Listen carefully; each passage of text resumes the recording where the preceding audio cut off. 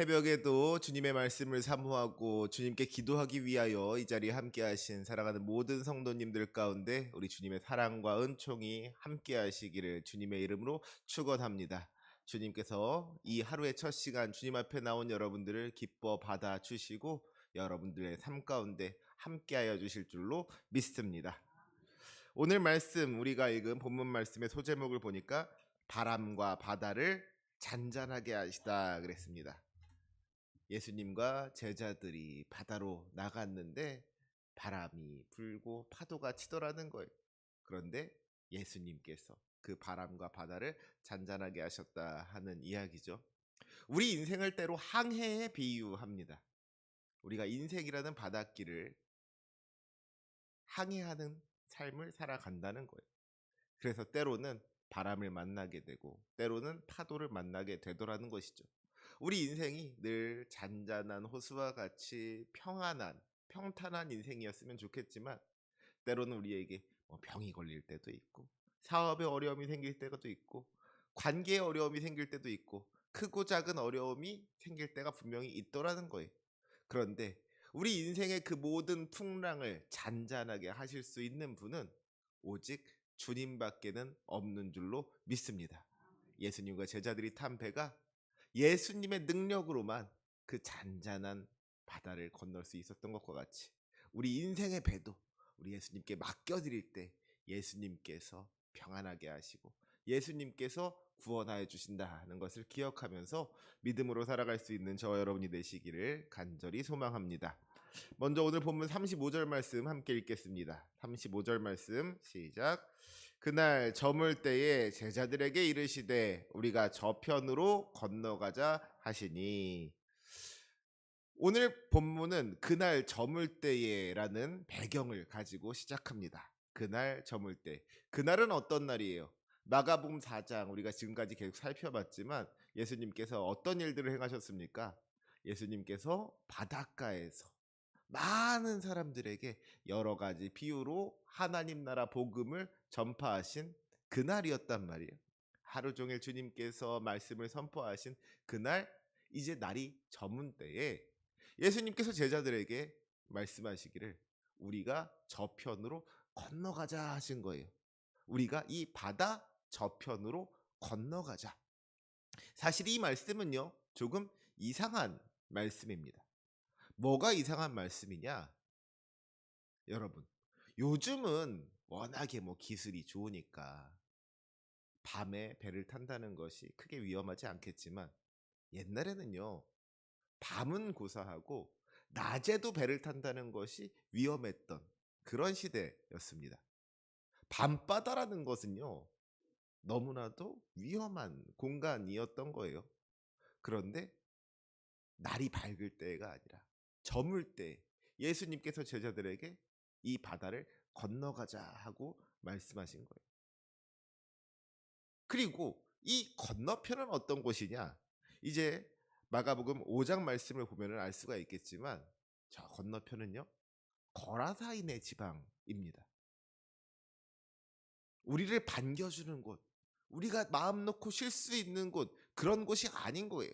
우리에게 낯선 곳, 우리를 환영하지 않는 곳, 주님을 알지 못하고 주님을 믿지 않는 그런 사람들이 있는 곳이 저 거라사인의 지방이었다는 것이죠. 그런데 예수님께서 하루 종일 말씀을 전하시고 피곤하셨을 예수님께서 그 피곤한 몸을 이끌고 굳이 이 밤에 배를 타고 바다를 건너서 불편한 곳으로 낯선 곳으로 옮겨가자고 이야기를 하셨다라는 것이죠. 이 말씀은 제자들 입장에서는 사실 받아들이기가 쉽지 않은 말씀이었을 겁니다. 아유, 예수님, 오늘 하루 종일 이렇게 우리 열심히 주님의 일을 감당했는데, 하루 종일 사역했는데, 여기서 좀 하루 쉬시고, 주무시고, 내일 아침에 바다를 건너가면 어떨까요? 이렇게 이야기할 수도 충분히 있었을 만한 상황이었단 말이에요. 그런데 제자들은 예수님의 말씀에 토달지 않고 순종하지요. 예수님께서 우리가 저편으로 건너가자 하시니까 그 즉시로 순종하여서 배를 타고 저쪽으로 바다 저편으로 항해를 시작하기 시작한 거예요. 여러분, 순종이라는 것은 이런 겁니다. 예수님께서 가자고 하시는데 피곤해서 안 된다고 하고 시간이 늦어서 안 된다고 하고 밤이니까 안 된다고 하고 이리저리 핑계대는 사람은 죄송하지만 제자가 아닌 거예요. 그렇죠? 어떤 상황 속에서도 예수님께서 가자 하고 말씀하시면 순종하여 그 바다로 나아가는 것, 그것이 제자의 삶이 되는 줄로 믿습니다. 바라기를 이 시간 예배하는 우리 모두가 주님의 제자로서 살아갈 수 있기를 간절히 소망합니다. 주님께서 말씀하시면 이리저리 핑계대지 말고 순종하는 삶을 사셨으면 좋겠어요. 내가 이해가 되고 납득이 되는 것만 따르겠다고 하는 것은 그것은 순종이 아니죠.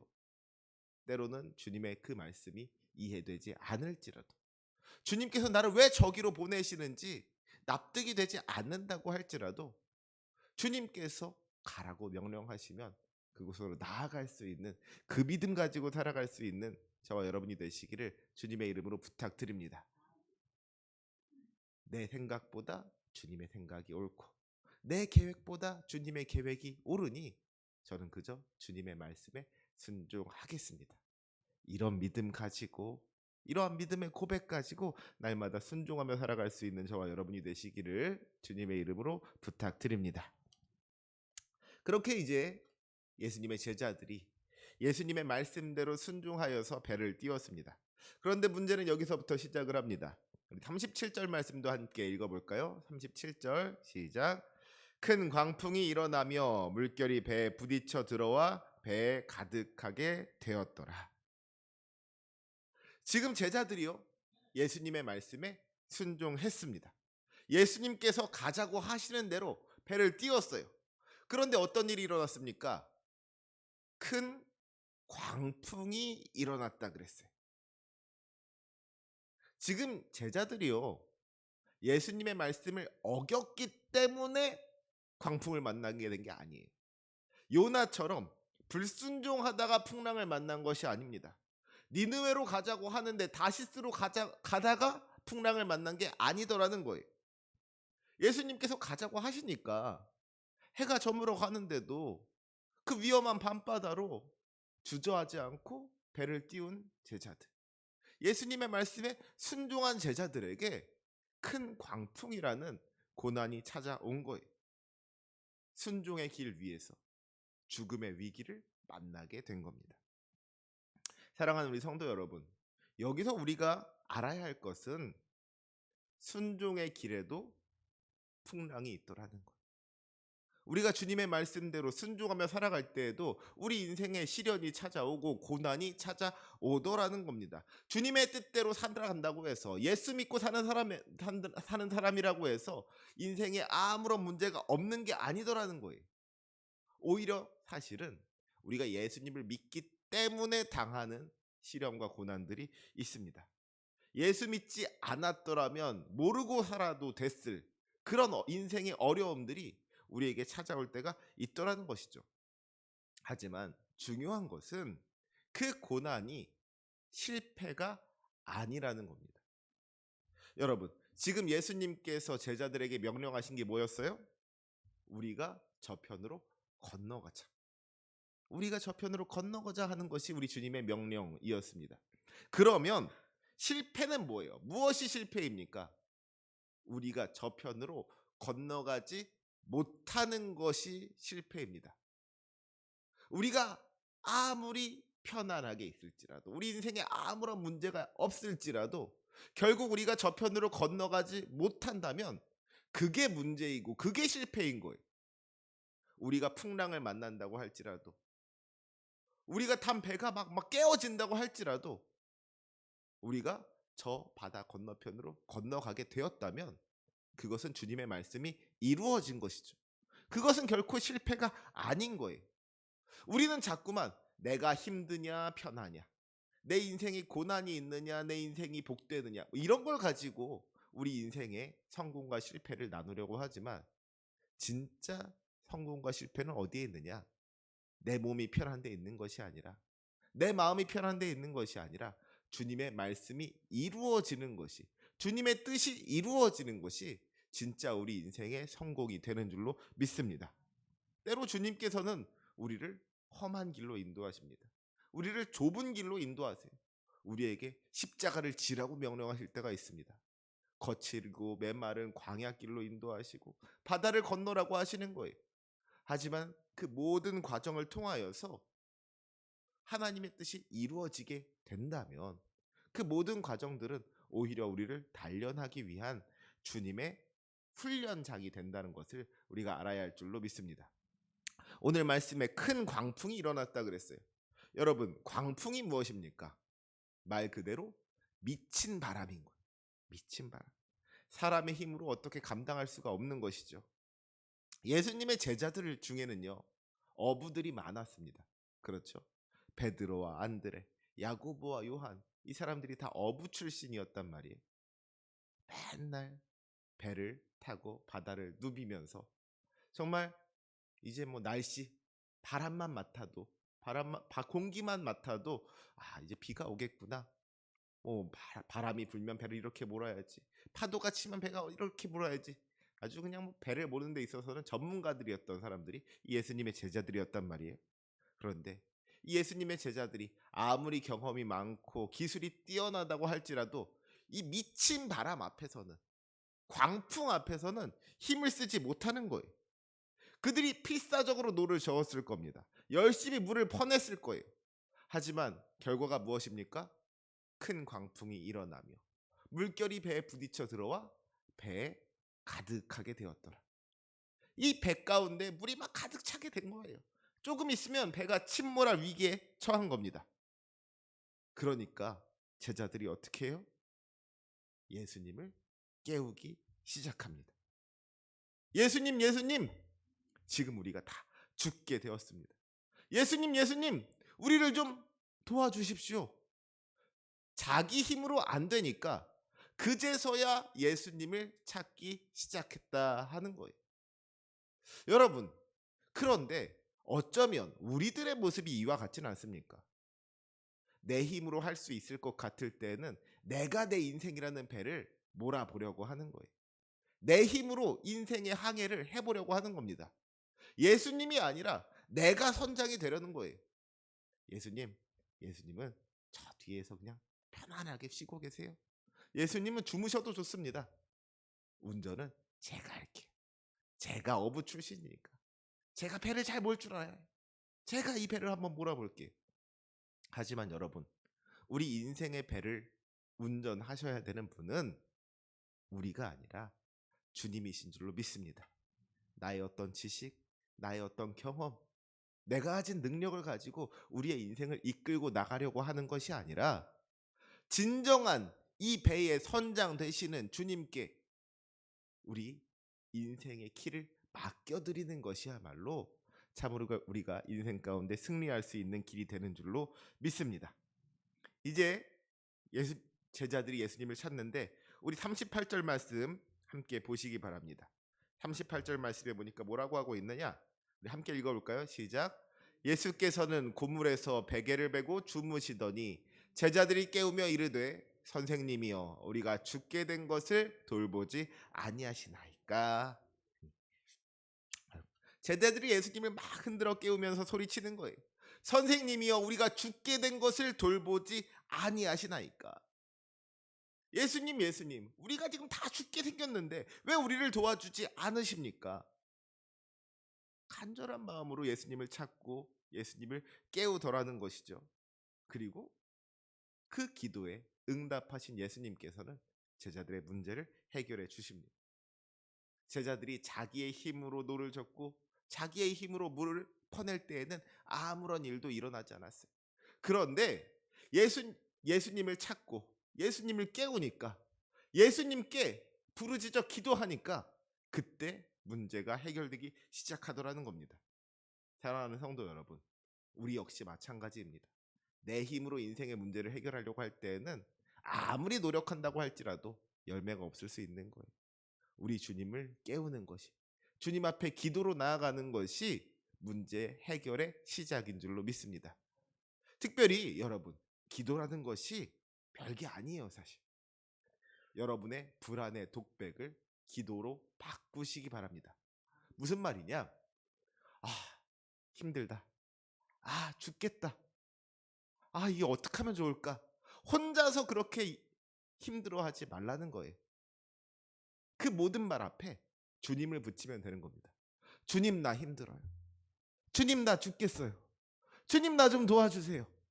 그러면 그게 기도인 거예요. 기도가 뭐 대단한 게 아니라는 겁니다. 우리의 솔직한 마음을 주님 앞에 털어놓으면 그게 다 기도가 되는 겁니다. 주님, 저 지금 죽겠어요. 주님, 저 좀 살려주세요. 주님, 저 좀 도와주세요.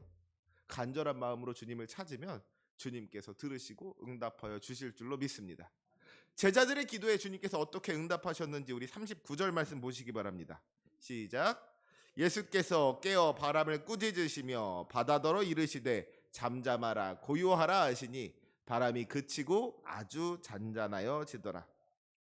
잠에서 깨어나신 예수님께서 바다를 향하여 명령하시는 거예요.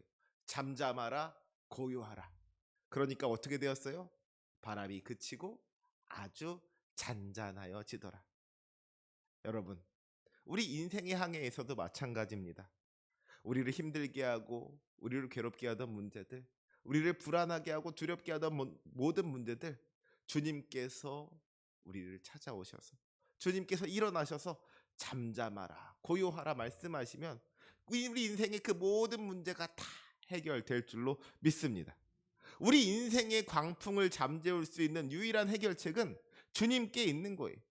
우리의 힘과 노력으로 문제를 해결하려고 하는 것이 아니라 능력의 주님을 의지할 때, 능력의 주님께서 우리 인생 가운데 그 은혜의 말씀을 선포하실 때에 우리 인생의 모든 문제가 해결되는 기쁨을 누리게 될 줄로 믿습니다.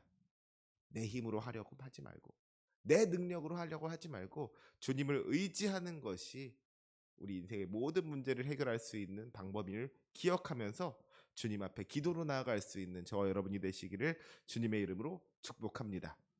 그런데 40절 말씀을 같이 한번 읽어볼까요? 40절 말씀을 보면 주님께서 아주 재미있는 말씀을 하십니다. 함께 읽겠습니다. 시작. 이에 제자들에게 이르시되 어찌하여 이렇게 무서워하느냐? 너희가 어찌 믿음이 없느냐 하시니. 여러분, 이 말씀을 한번 자세히 살펴보세요. 예수님께서 뭐라고 말씀하셨어요? 어찌하여 이렇게 무서워하느냐? 너희가 어찌 믿음이 없느냐? 여러분, 무서움의 반대는 무엇입니까? 무서움의 반대. 우리는 무서움의 반대를 용기라고 생각합니다. 그렇죠? 그러니까 너희가 어찌하여 이렇게 무서워하느냐? 너희가 왜 용기가 없느냐? 너희 왜 이렇게 겁이 많으냐? 이렇게 해야지 이야기가 자연스럽게 매끄럽게 이어질 것 같아요. 그런데 주님께서는 말씀하시기를 너희가 어찌하여 이렇게 무서워하느냐? 너희가 어찌 믿음이 없느냐 하셨단 말이에요. 이 말씀은 무슨 말입니까? 믿음이 있는 사람은 무서움이 없다는 거예요. 무서움의 반대가 용기가 아니라 믿음이더라는 겁니다. 아무리 용감한 사람도요, 믿음이 없으면 무서워할 수 있더라는 거예요. 아무리 용감한 사람이라고 할지라도 우리 인생에 자꾸만 힘들고 어려운 시련과 고난이 찾아오면, 죽을 위기가 찾아오면 두려워 떨지 않을 수가 없더라는 것이죠. 우리 인생의 무서움이라는 것이, 우리 인생의 근심과 걱정이 어떤 사람의 용기, 그런 것으로 해결할 수 있는 문제가 아니더라는 거예요.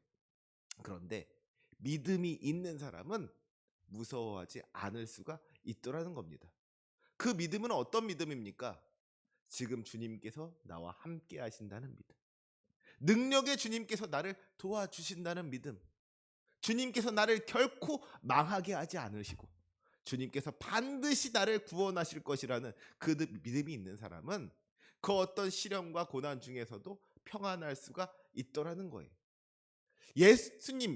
예수님께서 지금 이 배에 함께 타고 계신다 하는 것을 아는 제자들이 왜 그 풍랑 앞에서 무서워 떨었습니까? 예수님을 바라보지 못하고 풍랑을 바라보았기 때문인 거예요. 예수님을 바라보지 못하고 그 광풍을 바라보았기 때문입니다. 베드로가 예수님을 바라보지 못하고 바람을 바라보다가 물속으로 빠져 들어갔던 것과 같이 우리 인생의 시련과 고난을 바라보다 보면 우리에게도 두려움이 생기고 무서움이 생길 수밖에 없더라는 것이죠. 하지만 그 어떤 시련과 고난 중에서도, 미친 바람, 광풍이 불어오는 중에서도 예수님을 바라보는 사람은 평안할 수 있는 줄로 믿습니다. 지금 이 배에 예수님이 타고 계신데 뭐가 걱정이냐는 거예요. 예수님께서 나와 함께 하시니 나는 아무것도 걱정하지 않습니다. 예수님께서 나와 함께 하시니 나는 아무것도 무섭지 않습니다. 이 믿음이 우리의 믿음이 될 수 있기를 간절히 소망합니다. 상황 때문에 힘들어하고 상황 때문에 괴로워하고 상황 때문에 무서워하는 것이 아니라 나와 함께 하시는 주님을 바라봄으로 말미암아 평안함을 누릴 수 있는 저와 여러분이 되시기를 주님의 이름으로 축원합니다. 마지막으로 41절 말씀 함께 읽겠습니다. 시작. 그들이 심히 두려워하여 서로 말하되 그가 누구이기에 바람과 바다도 순종하는가 하였더라. 이제 바람이 다 그쳤는지 제자들이 다시 한번 심히 두려워하였다 그랬어요. 그런데 이 두려움은 아까의 두려움과는 다른 두려움이죠. 지금 이 두려움은 어떤 두려움입니까? 천지를 주관하시는 하나님 앞에서의 두려움입니다. 우리 하나님을 경외하는 마음, 거룩하신 하나님 앞에서의 두려움을 가지게 되었다는 거예요. 제자들이 서로 말했다 그랬어요. 그가 누구이기에 바람과 바다도 순종하는가? 우리 예수님이 대체 어떤 분이시기에 이 바람과 바다마저도 순종하는가? 광풍을 통하여서 제자들은 예수님이 단순히 우리가 존경할 만한 스승이 아니라, 단순히 병을 고치고 좋은 말씀을 전해주시는 분이 아니라 참으로 하나님이시다 하는 것을 깨달았다 하는 것이죠. 우리 인생도 마찬가지입니다. 때로 우리는 시련과 고난을 통해서 주님을 더욱 깊이 알게 되는 거예요. 우리가 평온할 때는 알지 못했던 주님의 능력을 알게 되는 겁니다. 우리 인생이 평탄할 때는 깨닫지 못했던 주님의 그 놀라운 능력을 깨닫게 되는 거예요. 우리가 시련과 고난이 있을 때 더욱 주님을 깊이 만나게 된다 하는 것을 알게 된다면 우리에게 찾아온 고난은 우리를 넘어뜨리려는 장애물이 아니라 오히려 주님께로 더 가까이 가게 하는 디딤돌이 되는 줄로 믿습니다. 여러분, 예수님께서 처음에 뭐라고 말씀하셨어요? 우리가 저편으로 건너가자. 거센 바람이 불고 물결이 높이 일었지만 결국 그 배는 뒤집히지 않았고 제자들은 무사히 바다 건너편에 도착할 수 있었습니다. 주님의 말씀이 그 말씀대로 이루어졌다 하는 거예요.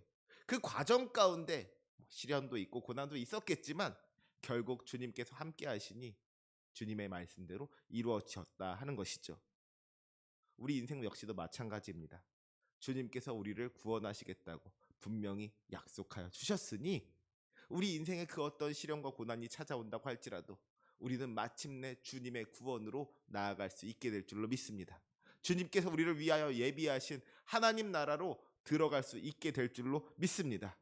시련과 고난 때문에 우리에게 주어진 상황 때문에 두려워하지 마시기 바랍니다. 순종하며 나아가는 주님의 제자들, 주님의 말씀을 의지하며 믿음으로 살아가는 사람들에게는 주님께서 예비하신 그 구원의 축복이 반드시 있다는 것을 기억하면서 우리 인생의 키를 우리 주님께 맡겨드릴 수 있는 저와 여러분이 되시기를 주님의 이름으로 부탁을 드립니다. 그리하여 시련 가운데서도 믿음을 잃어버리지 않고 풍랑을 다스리시는 주님을 의지함으로 말미암아 마침내 그 구원의 땅에 도착하는 저와 여러분이 되시기를 주님의 이름으로 축원합니다. 아멘. 기도하시겠습니다.